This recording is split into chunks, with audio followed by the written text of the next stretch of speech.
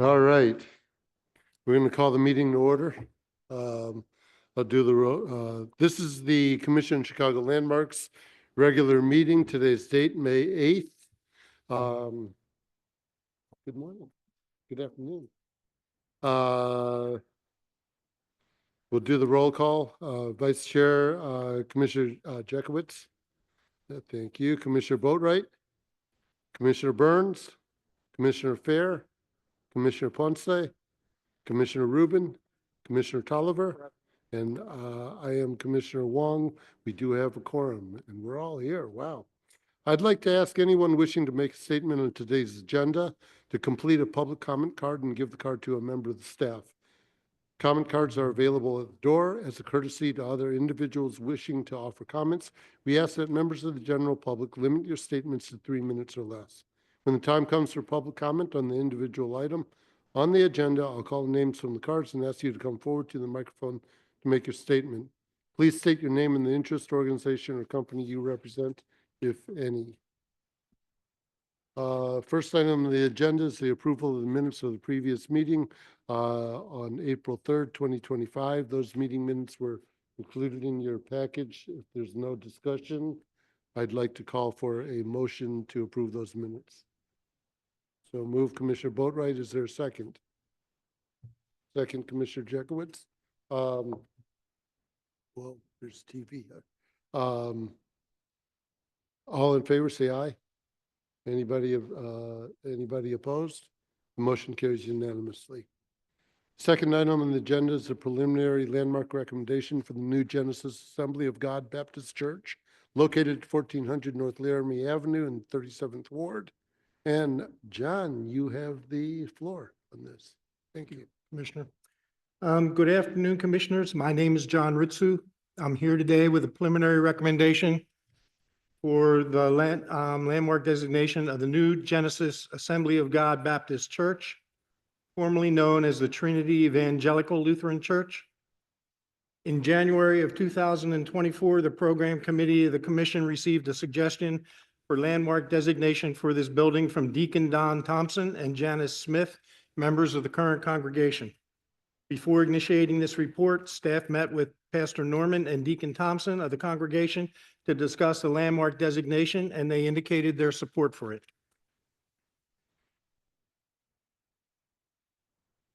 To help orient you, the church is located at 1400 North Laramie Avenue in the 37th Ward, and it's in the Austin community area.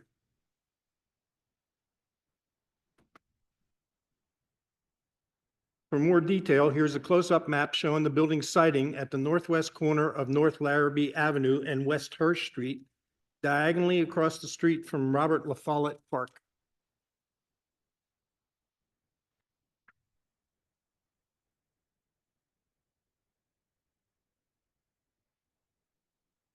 We recommend that the new Genesis Assembly of God Baptist Church meets 2 criteria for Chicago landmark designation, including criteria 1 for heritage, specifically the German Lutheran and later African American congregational experiences.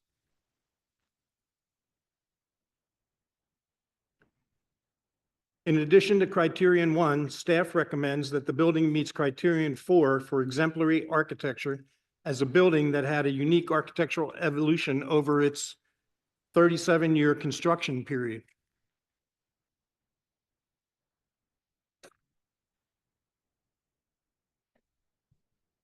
The current New Genesis Assembly of God Church that we see today at Laramie and Hirsch was originally the home of Trinity Evangelical Lutheran Church. Trinity traces its roots to 1870, when 50 families led by the Reverend John Bond left St. Peter's Evangelical Church to form a Lutheran congregation that more closely followed the religious beliefs and traditions they had practiced in Germany. They initially used the house of a charter member, Henry Goodehouse, on Ashland Avenue near Chicago Avenue as their temporary church location. Within a year, the congregation bought a site at 742 North Ada Street near the center of the German colony located in Noble Square in Westtown. The cornerstone for this building, as pictured before you, was laid out on October 23rd, 1870. Early on, Trinity established a parochial school which taught the Christian faith and other subjects in the German and English languages. The church managed to be unharmed by the Chicago Fire of 1871 and eventually grew to have as many as 800 members by the late 1890s. After the turn of the century, German families began moving westwards to the outskirts of the city, and the congregation lost many members. By 1923, Reverend Carl H. Rembold had assumed the pastorate. He consulted with the leaders of the congregation, and in the face of the further diminishment of the size of the congregation in the following year, sold the old church site and bought the present location of the current church building at Laramie Avenue and Hirsch Street.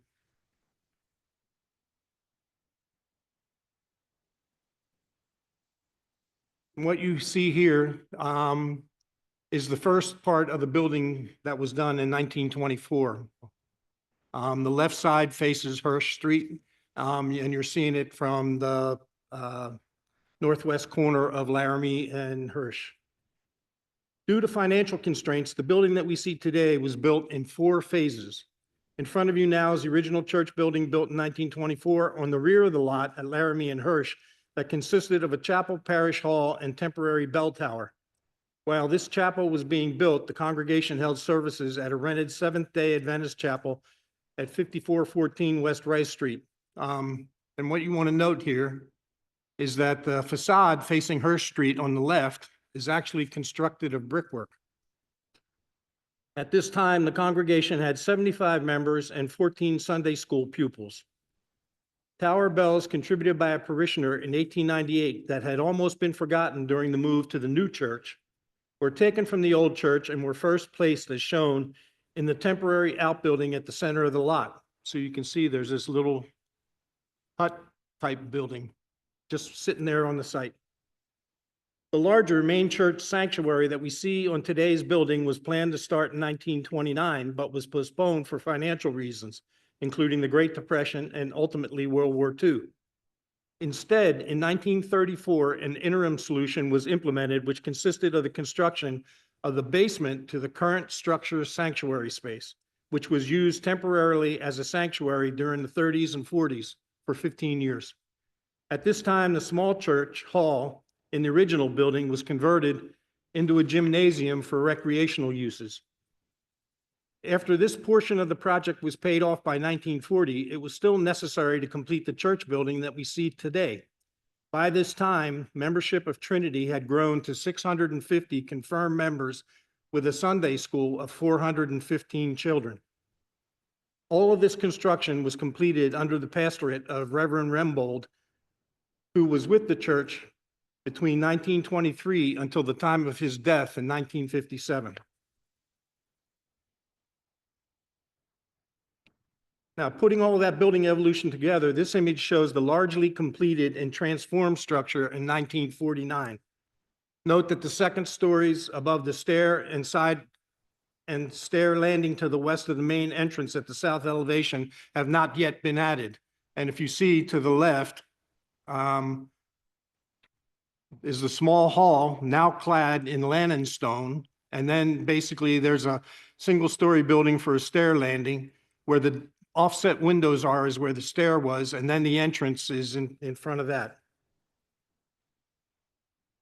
We believe they were added during the 1961 renovation to provide access to the new second floor that was inserted in the original small hall chapel building.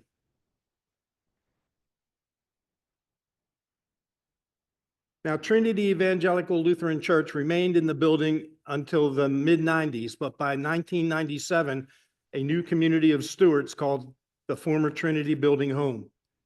The new Genesis Assembly of God Baptist Church was founded on August 9th, 1995 by Pastor C.L. Norman with 48 members. Their first place of worship was at 5744 West North Avenue.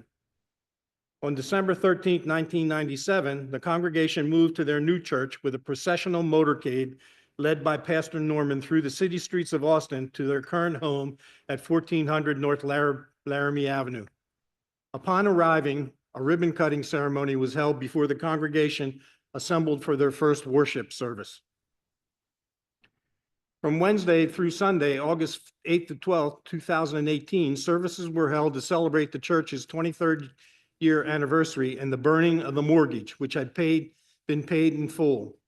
Many other services have been initiated by the congregation, so much so that the city of Chicago dedicated a street sign on Hirsch Street in Pastor Norman's honor. To this day, the building remains an active house of worship and a center of community life.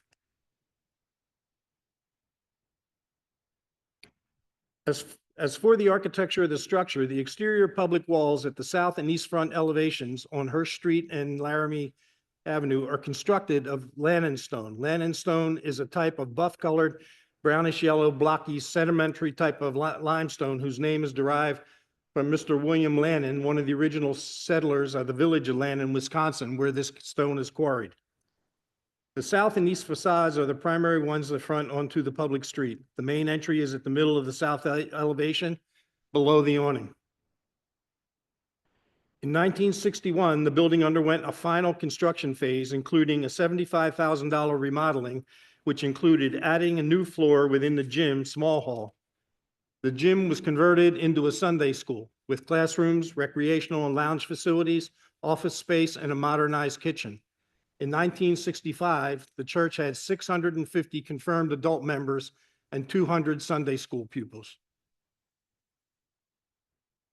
Before you now is the south elevation from the southwest, showing left to right the original small chapel hall, now faced with Lannon stone instead of brick. The stairwell landing tower, the stair with staggered windows, the entrance, and the bell tower. The south building elevation fronts onto West Hirsch Street and contains a primary entrance. The east front facade facing North Laramie Avenue is the prime public elevation. The large window opening centered in the gable end is the primary feature of this elevation. The inset limestone ornament below the gable coping and the vertical limestone striping at the gable end and running down from the tower Corby steps to the lancet window are unique decorative accents. The residential building on the right, which looks to be too flat, actually was the former parsonage and is not part of the property or designation. This was also built in 1924 when the first part of the building was completed. Finally, the bell tower warrants special attention as it is a bit unusual. It consists of a square tower with angled buttresses at each corner that rises through 3 to 4 stories. Instead of having a steeple and a spire, it has a 4-stage octagonal lantern that sits on the tower roof and is enclosed by Corby gables at each of the tower's 4 sides.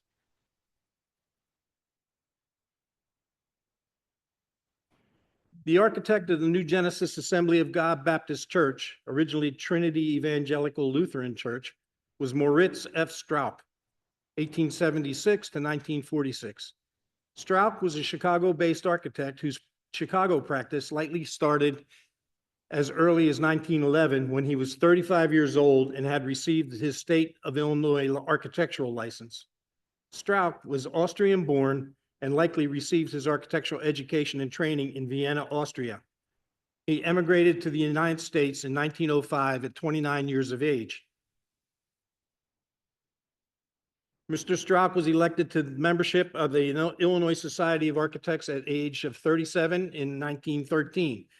During his 40-year career in Chicago, he designed schools, churches, civic buildings, breweries, a gymnasium, a theater, a union hall, and a variety of small residential buildings. And pictured here is a photo of Strauch from his entry pass to the Century of Progress Exposition in 1934.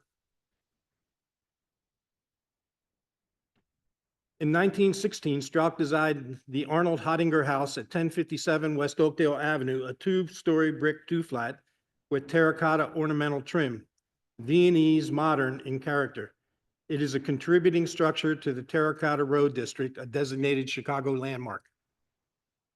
In 1922, Strauch designed the Lincoln Turner Hall, Turnverein, at 1015 to 23 West Diversey Parkway. The attention to the detailing of the stone ornament in the central gable has similarities to the east elevation of the New Genesis Assembly of God Baptist Church. In terms of integrity, we recommend that the new Genesis Assembly of God Baptist Church meets this criterion. There have been no additions to the new Genesis Assembly of God Baptist Church, formerly Trinity Evangelical Lutheran Church building, since construction and renovation was completed in 1981. The land stone and limestone exterior appear to be in excellent condition and have been well maintained. Permit history indicates that the roof was last replaced in 1987, and the building is still owned and used by the New Genesis Assembly of God Baptist Church. To conclude, I want to thank Pastor Norman and the congregation at New Genesis Assembly of God Baptist Church for supporting this recommendation. In terms of the significant features, we recommend that they be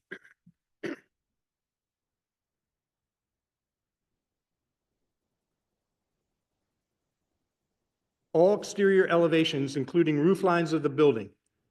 You have a preliminary recommendation to that effect. Thank you, Mr. Ritsu. Does the commission have any questions for Mr. Ritsu regarding this? Seeing none, are there any representatives of the church that'd like to speak? There are. Deacon Thompson, please step to the microphone, please. You can state your name and.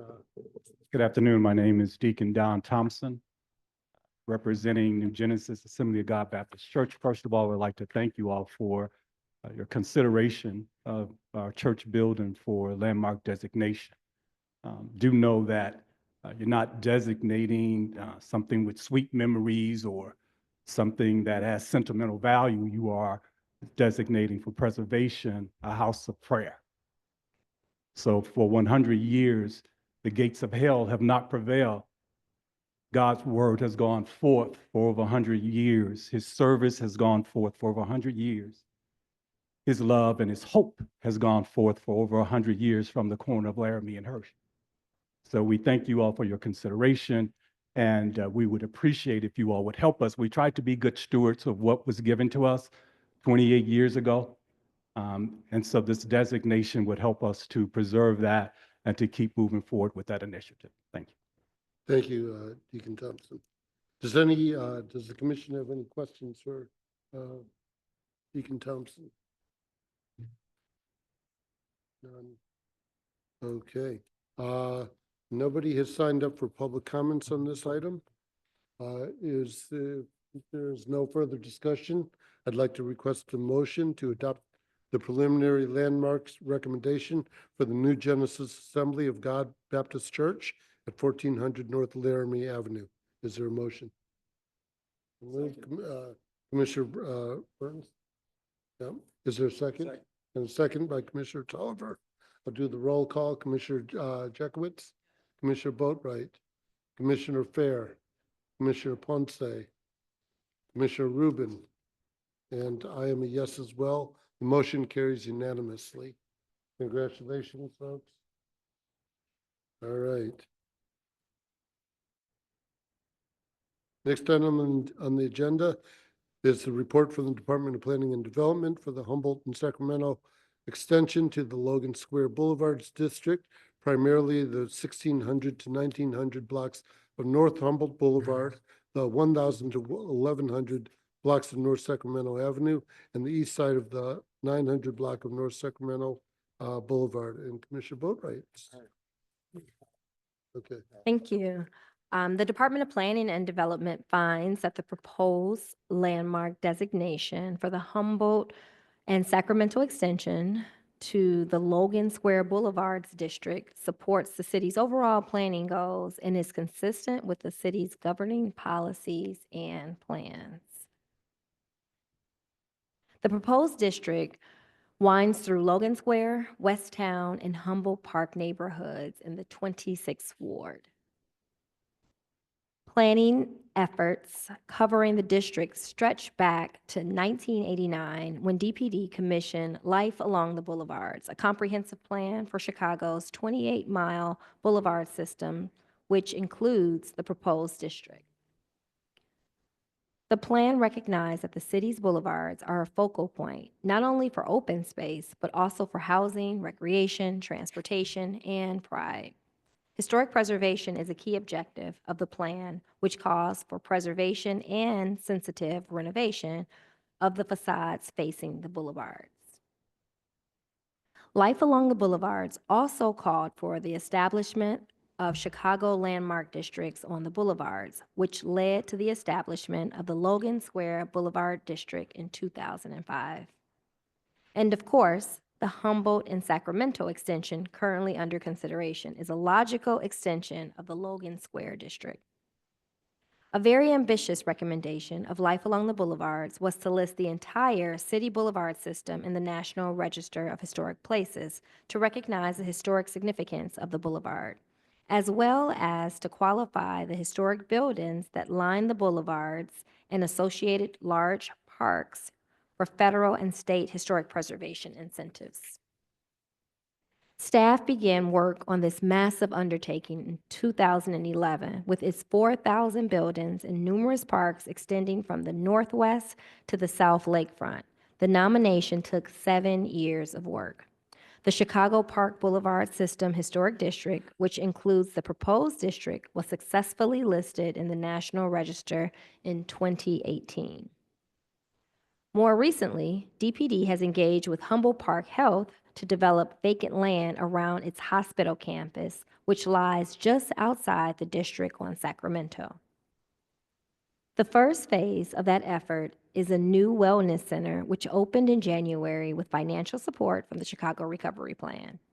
The community-centric design by JGMA Architects offers residents access to health and fitness services, including an Olympic-sized swimming pool, gym, track, exercise classes, and kids club. 3 blocks to the east, the Nancy Franco Maldonado Paseo Boricua Arts Building was completed in 2024 with support from TIF. The 5-story mixed-use building includes affordable residences for artists and their families.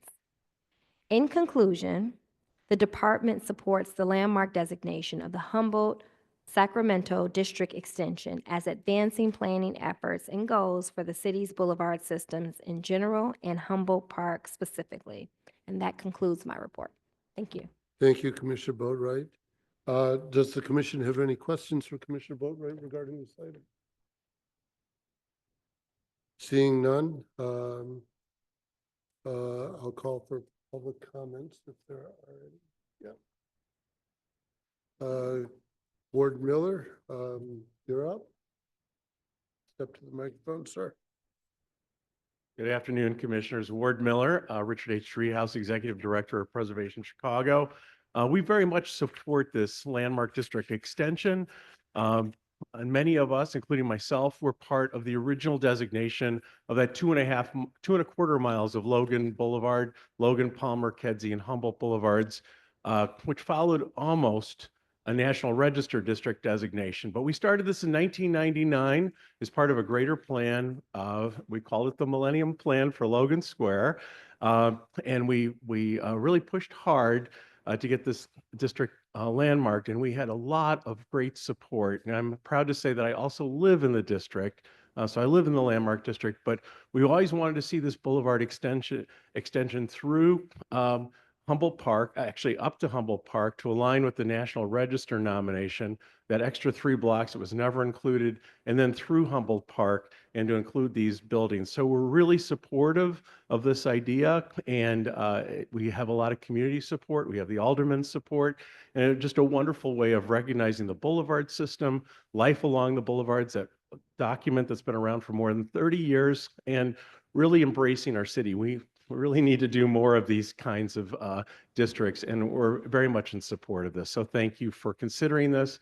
Thank you for the report from the department, and we support this designation. Thank you, Ward.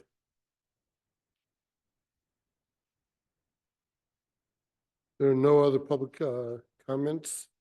If there's no further discussion, I'd like to call for a motion to take the next step in the designation process to request consent from the property owners. Is there a motion? So move, Commissioner Jekowitz. Second by Commissioner Fair. To the roll call, Commissioner Boatright, Yes. Commissioner Burns, Commissioner Ponce, Commissioner Rubin, Commissioner Tolliver. Yes. And I am a yes as well. The motion carries unanimously. Thank you. Next item on the agenda is the Class L property tax incentive application for the Fulton Randolph Market District. The property located at 900 West Lake Street in the 27th Ward. And Eilish, this is yours.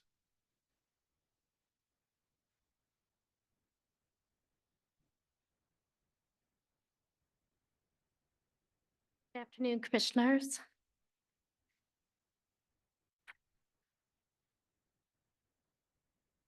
The historic Davis and Rankin Building sits on a corner lot at the intersection of Lake and Peoria on the near west side. Its primary elevation faces the elevated CTA tracks at the Morgan Station. Alderman Burnett of the 27th Ward is aware of the project, and his chief of staff has indicated his support. The letter that was provided to you arrived this morning.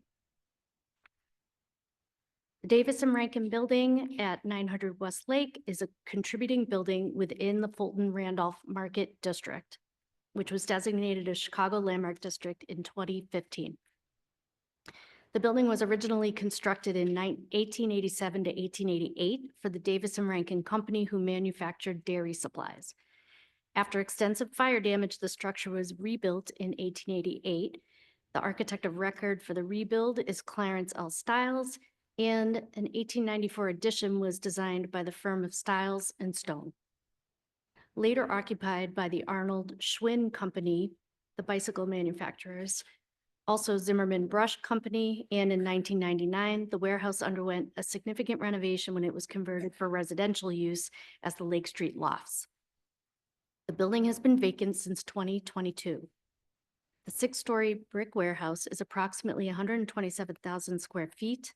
The current proposal is part of a larger plan development to create approximately 14,000 square feet of retail, 92,000 square feet of office space, plus basement parking. PRC reviewed and approved the larger project at the time of the plan development review. Shown here is the approved atrium connection between the subject property and the new construction.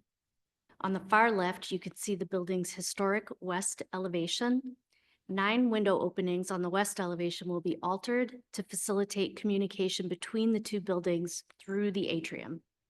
The common brick rear elevation will have new punched openings so the gangway may serve as an entrance and egress point for both the office building next door and the historic building. New mechanical louvers will also be limited to openings on the rear elevation.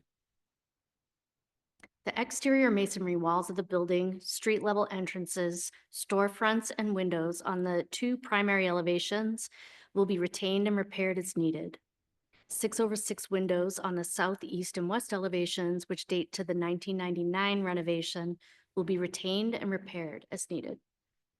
A non-historic CMU enclosure at the rear gangway will be removed to create the previously mentioned entrance, 1 into the historic building and 1 into the newly constructed office building next door. On the roof, all existing penthouses, mechanicals, and the roof deck will be removed. A new roof membrane will be installed and mechanicals will be consolidated at the innermost northwest corner of the roof. The new construction's height and 23-foot setback from the Peoria Street elevation makes it minimally visible from the public right-of-way. On the interior, openings along the existing masonry firewall, which runs north and south through the center of the building, will be enlarged to facilitate building circulation, including at the basement level where underground parking is proposed. Existing non-historic partitions and finishes will be removed on all floors. The north end of the building will house a new stair and elevator core, as well as common area lobbies. First floor spaces will be retail with tenant build out to be determined. The upper floor office space will also be built out by tenants. New MEP, fire protection, and HVAC systems will be installed throughout the building. To meet the 50-point sustainability requirements, the project will be designed to meet both LEED Silver and WELL health and safety requirements. The overall project budget is 77.3 million, with sources split between a loan and owner equity. For the purposes of Class L, the required minimum investment equal to 50% of the building's market value is $12.6 million. The project team expects to exceed the minimum investment by about $1 million, budgeting 13.7 million towards eligible rehab expenses. 300 temporary and 320 permanent jobs will be created.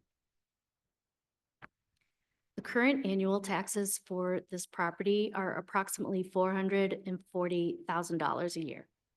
The estimated total tax abatement to the applicant over the 12 years of the incentive is just over $9 million, or 6.7 million net present value. The city's share of that is $2 million, or 1.5 million net present value. The net benefit to the taxing district is calculated as a little over $105,000. Based on the finance team's calculations, when the 12-year property tax incentive expires, the new annual property taxes in year 13 are estimated to be approximately 1.6 million, which is an increase of $921,418 from their present property taxes. Work is proposed to begin this summer and conclude within 2 years. Staff asks the commission to recommend approval of the Class L application, and this concludes my presentation. I'm available for questions, as are members of the project team who are present from Fulton Street companies who own the property, the project architect, Michael DeRune with Fitzgerald, and Mariah DeGrino and Peter Nicastro with DLA Piper, the team's legal counsel. Thank you. Thank you. Does the commission have any questions for Eilish on this project? Sure you'll have questions for the development team. Okay, having none. Would the development team like to make a statement, Mariah? Sure, happy to. Thank you. My name is Mariah DeGrino with DLA Piper. As Eilish mentioned, I'm joined by my colleague Peter Nicastro, Alex Najam with Fulton Street companies, Ross Babel, and Mike DeRune. Actually, Ross is here if you wanted to make a few remarks about the excitement for the project, the catalytic effect this will have, and kind of where you are in the development. Hello, everyone. Thank you for having us here. My name is Ross Babel. I represent Fulton Street Companies and project at 900 West Lake Street. We appreciate your time and looking into this. We're really excited about this building. It took us a while to come to a really good plan, what to do with it and how to bring it back to life. But we've gathered a lot of interest in the building. We're going to have a pretty substantial tenant moving into this building towards the end of the year. The company's Coca-Cola. It's public information. So they're extremely excited about it. The building is getting a lot of attention, and we know we're going to be able to fill it and bring it back to life. And with Skander Construction, who are here, they're going to be doing all the work in the building. So we're excited to start and get it going and, reactivate the building again, reactivate the block. And we're eager to start. Yeah. Thank you. Thank you. Does the commission have any questions? Commissioner Fair. Just a question about, the building itself. I saw on the west elevation, there's the Arnold Schwinn sign that it looks like it's going to be either painted. I wasn't sure if that's existing and it's going to be restored, or if it's new and being made to look like it's original. Yeah, the sign is partially there. It is a little bit visible on a good sunny day. And our plan is to try to restore it as much as we can and bring it back to life, kind of in the history of the building. So I believe the sign is on the west side of the building right now, on the south end of the wall. So yeah, we'll try to bring that sign back to life. Okay. Good to hear. Any other questions? I did have a question regarding the exterior facade of the existing building, the condition of the masonry. I did see that you're replacing the roof and repairing some parapet. Yeah, I will probably let Mike DeRune answer that question from Oh, there Fitzgerald you go. Architects. He's a little bit more of an expert than me. Thank you, Russ. Mike Giron, Fitzgerald Associates Architects. We will be doing a new roof. We will be restoring the parapets. The existing windows are in pretty good shape. We're going to restore those in place and lock them in place. But we'll be repainting them, cleaning them. They've seen 2 years or more of dirt accumulation, so they've And they're operable? they're going to be fixed Yeah, because they'll it's be going to be fixed. converted to an office use. We're going to fix it and add a new full building mechanical system. Okay. And then the condition of the existing masonry? The existing masonry is in mixed condition. The north and west sides have taken the brunt of weather for a long time, and they're both common brick facades. We're investigating those to see how much pointing we need to do with them. Those 2 street facades are actually in fairly good shape. There is some work to be done around the window openings, but it's fairly minor. But we'll be looking at all of those openings and repointing, grinding, and cleaning out all the joints. Thanks so much, Mike. Welcome. Appreciate it. Yeah, this is, this project was certainly in issue a few years back. So I'm glad that you all have come to a really good solution of this and is moving this forward. Nobody else has signed up to speak on this. If there's any further discussion, I'd like to call for a motion.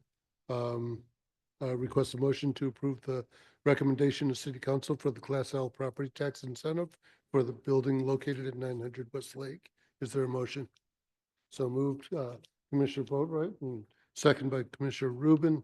Commissioner Jekowitz, Commissioner Burns, Commissioner Fair, Commissioner Ponce, Commissioner Tolliver, and I am a yes as well. The motion carries unanimously. Congratulations, folks. Great job. Next item on the agenda is the citywide Adopt a Landmark Fund application in the Pullman District. This is the property located at 11211 South St. Lawrence Avenue, the Greenstone Church in the 9th Ward. Oh, let me go back. We did receive actually for the Class L property tax incentive, a letter from Alderman Burnett, and that was handed out to everybody.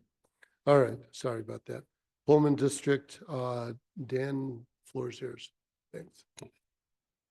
Good afternoon, Commissioners. I'm here with an Adopt a Landmark project for the Greenstone Church at 11211 South St. Lawrence Avenue in the 9th Ward and far south side of the city. As you probably know, the Greenstone Church is a contributing building in what is today called the Pullman District, which was originally designated in 1972.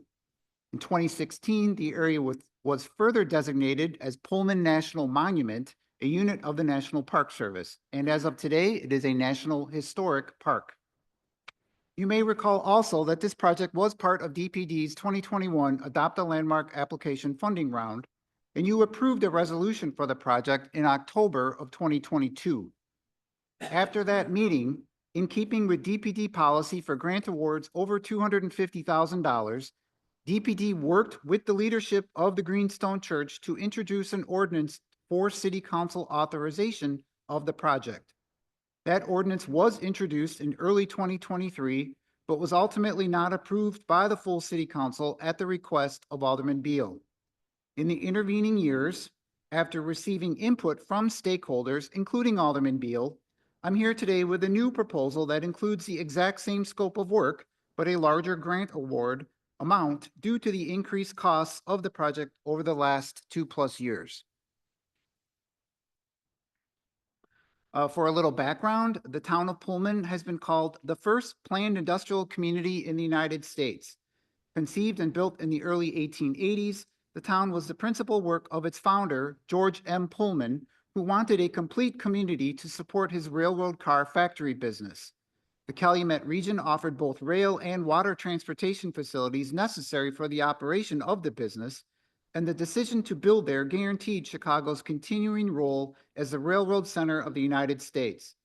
The opening of the facilities also brought many persons to the area who were seeking employment, and the town became the focal point of the region's continued development and expansion. Architecturally, the town was the work of Solon S. Beeman and landscape architect Nathan F. Barrett. A key element of the original town is the Greenstone Church. Although the church was dedicated in 1882, It was open only on special occasions until 1885 when it was rented by the Presbyterians. Since 1907, though, it has been the home to the Greenstone United Methodist Church. The name of the Greenstone Church is derived from the green color of the New England serpentine stone facade.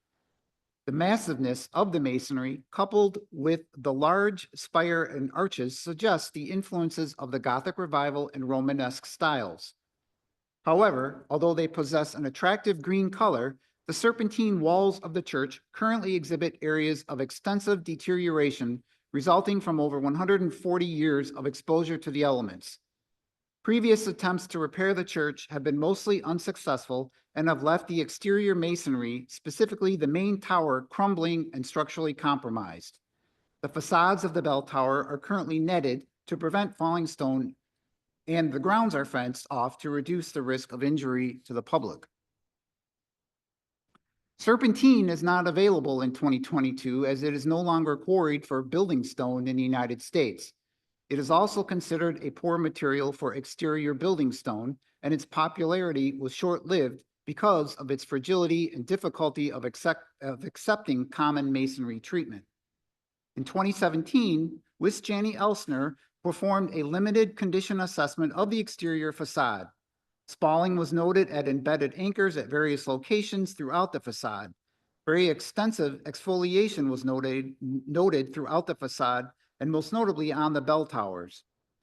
Vertical cracks, generally ranging between 1/8 of an inch to 1/4 inch wide, were also found at each corner of the bell tower. In accordance with the Permit Review Committee's review and approval of this scope of work at its June 2022 meeting, the applicant will be replacing the deteriorated serpentine as part of the Adopt a Landmark project.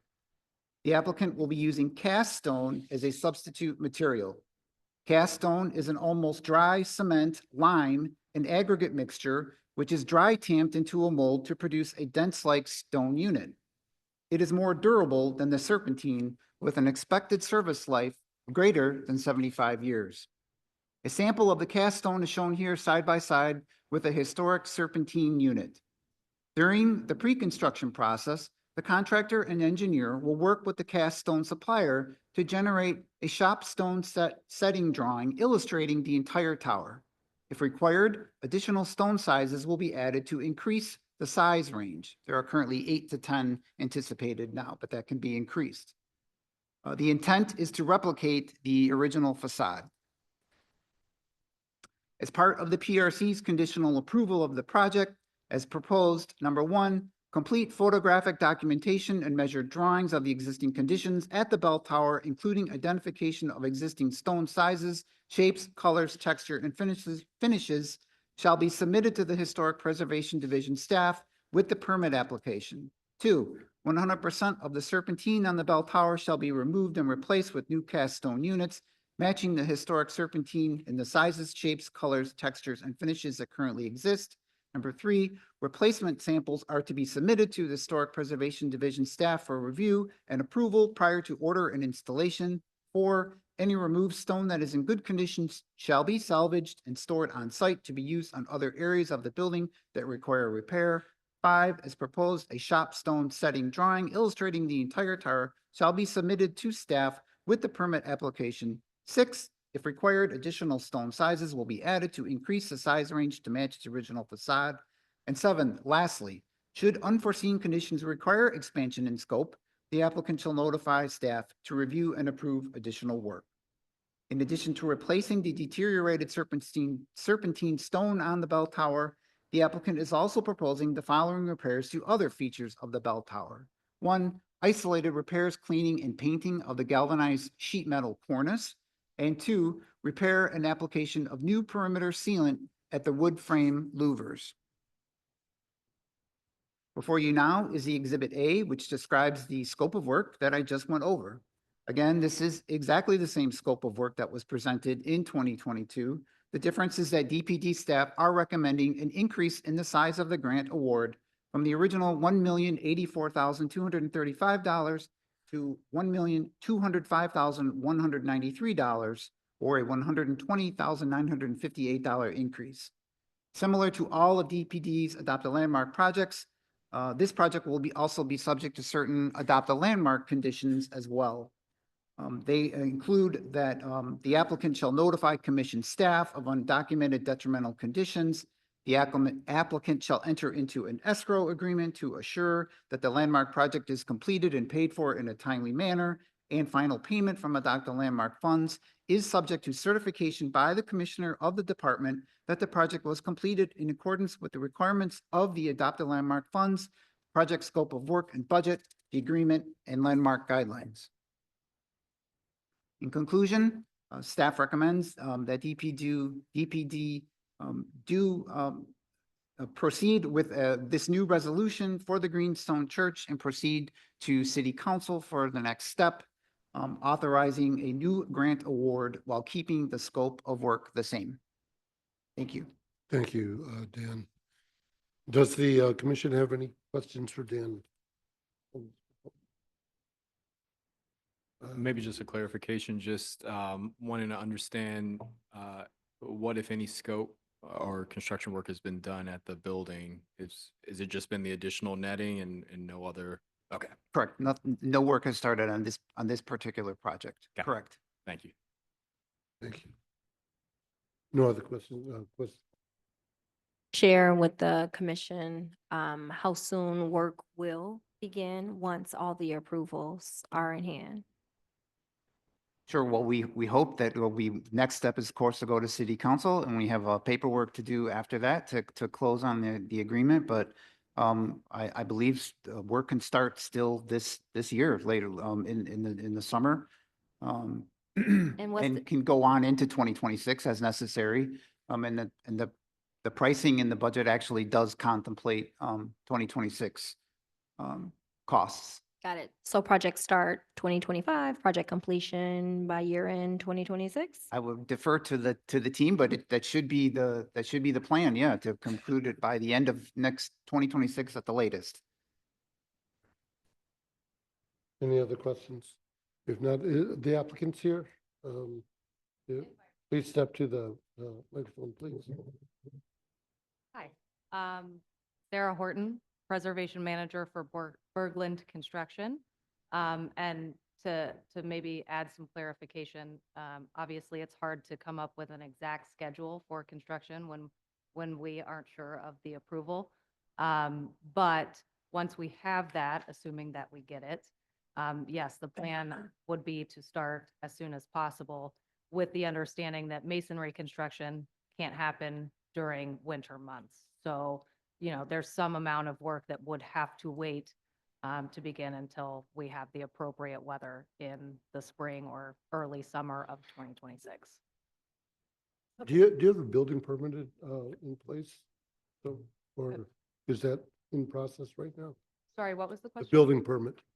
No, we have Okay. not applied for a All right. permit.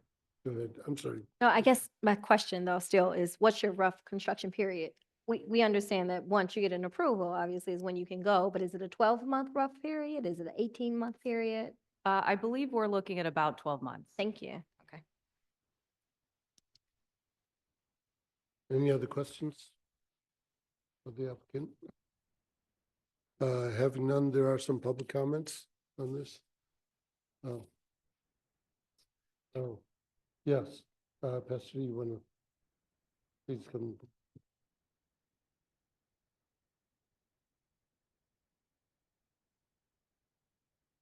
Good afternoon. It is an honor to stand before you once again. And the fact that the costs have gone up, that you see fit to be able to give us a little bit more to make this project happen. We are grateful because it has not been easy since 2023, which we were hoping the project would have been done by now. But I have the good assurance to think that once we move from this place, from this commission or this committee, that once the funds are received, that our team is ready, and we will have a new bell tower at the Greenstone United Methodist Church. Although we're small, but we're mighty. And for over 140 years, have we in the Wesleyan tradition served that community. And we plan to do it even longer. So I just want to thank you all for the consideration. We have people who are definitely here to support us. Good to have Ward here and other folks. And hopefully we can push some things through that we will be victorious. And you'll see some beautiful green stone on the greenstone buildings. We have other folks waiting for us to get past this for other fundings as well. So unless one of our other team has something to add, that's all I have to do. Pastor Luther Mason, Greenstone United Methodist Church, going into my 12th year. And I jokingly say I've got 3 more years before I'm retiring, y'all. So we just want to thank you. Thank you, sir.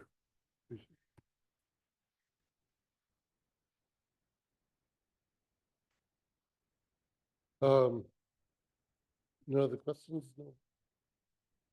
Yeah, Commissioner Jacobitz. No, I'm just happy to see this project come back. It's a story of perseverance, you know, for everyone and for working with the city to take another look at it as well. And so this is certainly a unique building, and I'm excited to see it get it to the finish line. So thank you for all the advocacy and all the hard work. Absolutely. And as well, we know the Pullman district is really booming. All the work that's been done over the last 10 years has just been absolutely amazing. A lot of it due to Commissioner Boatwright too, with your time down there. Ward Miller, you signed up. Your turn. Right. Your turn. Yeah, my turn. Thank you. So just for the record, Ward Miller, Richard H. Driehaus, Executive Director of Preservation Chicago. We very much support this enthusiastically. This is a really important building, and to give it an Adopt a Landmark award and to increase that award so the work can happen is just amazing. You know, this is a cornerstone of the Pullman community, you know, architecturally, historically, culturally. It is on a very public square. It's one of those first buildings you really see, along with the administration building and the Hotel Florence, when you enter, if you will, the town of Pullman. This was also one of our first Chicago landmark districts. It was number 2, I believe, in 1972. It was made a national monument by former President Barack Obama 10 years ago. And then it became a national park just a few years ago. We very much support all the aspects of this restoration project and want to enthusiastically support it and encourage that it happen as soon as possible. We've seen a couple of delays in the past. It's time to move forward, and we're very much in support of this at Preservation Chicago. Thank you for your support. Thank you, Ward. Nobody else has signed up to speak on this item. Therefore, I'd like to request a motion to approve the resolution for a citywide Adopt a Landmark Fund grant for the Greenstone Church located at 11211 South St. Lawrence Avenue. Is there a motion? Commissioner Tolliver? Second, Commissioner Burns? Commissioner Jekowitz? Commissioner Boatwright? Commissioner Fair? Commissioner Ponce, Commissioner Rubin, and I am a yes as well. The motion carries unanimously. Congratulations, folks. Go get them, Eddie. All right, what do we have here? Next item on the agenda is the Permit Review Committee reports. Commissioner Jekowitz. Chairman. The Permit Review Committee reviewed 7 projects at its April 3rd, 2025 meeting. All 7 projects were approved with conditions, and the report summarizing the scope of the proposed project and the committee's decisions was included in your packet. This report is for information and for the record. Thank you. And Emily? For the month of April, staff approved 118 permit applications. A total of 146 reviews were performed by staff, and the average number of days to issue approval or corrections was 4.7 days. Thank you. Any questions for Emily regarding permits? Great. We have a few announcements today. The public hearing and final landmark recommendation for Erie Street Road, property located at 161 East Erie Street. The request for consent period expired on April 22nd, 2025. A public hearing will be held on Thursday, May 15th, 2025 at 1:30 p.m. City Hall, room 1003A, and the hearing officer will be Commissioner Fair. Next announcement is the meeting of the program committee. Review of suggestions received from the public for Chicago landmark designation and nominations to the National Register of Historic Places will be held on Friday, May 16th at 9:30 a.m. at the City Hall, room 1003A.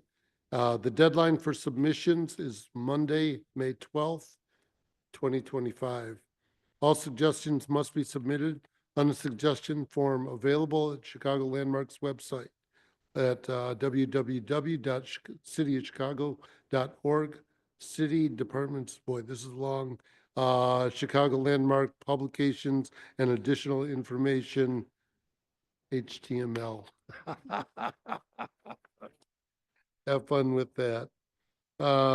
Next announcement is the Chicago 2025 Preservation Expo. Will be held on Monday, May 19th at the Chicago Cultural Center from 4 p.m. to 8 p.m. at 78 East Washington Street. This includes the 25th edition of the Preservation Excellence Awards. Free tickets were made available to the public on Friday, March 14th. For additional information, go on to the website again, chicago.gov Preservation Month.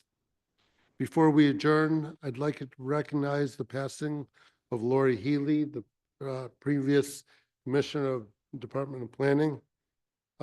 Commissioner Healy actually was the one who advocated for me to join this commission to replace Michelle Obama.